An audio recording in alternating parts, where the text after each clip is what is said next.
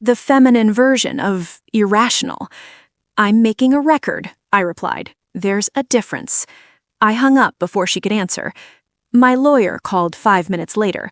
So, she said dryly, judging by the voicemails I've received from their side, I'm guessing you had your little meeting? Oh yes, I said, and the performance reviews are in. They're furious. Good, she replied. Angry people make mistakes. Calm people sign good deals. The next few weeks played out like a very quiet war. On paper, it was all civilized. Emails between attorneys, drafts of agreements, red lines, comments, revisions. Behind the scenes, it was everything but. Mutual friends started checking in with a certain tone. We heard you walked out on lunch? Daniel's really having a hard time. His mom says you're trying to bleed them dry. There it was, the first smear, the greedy wife story. I'm asking for less than they offered, I pointed out to one friend on the phone, trying not to sound as tired as I felt. I said no to $5 million under their gag order. I'm asking for my legal share without a leash. I know, she said. I believe you, but they're telling it differently.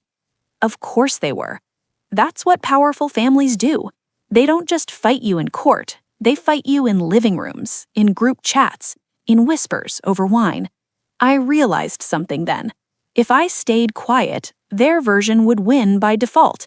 Not because it was true, but because it was loud. One night, scrolling mindlessly, I landed on a video. A woman talking about how her ex's family tried to push her out with a gift. The comments were full of people typing the same sentence again and again. This is my story. I watched the entire video, hands shaking. The next morning, I called my lawyer. I want to speak, I said.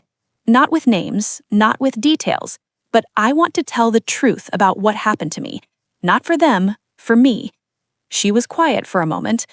Legally, she said, as long as you don't use real names, identifying information, or breach any current confidentiality, you're allowed to speak in general terms.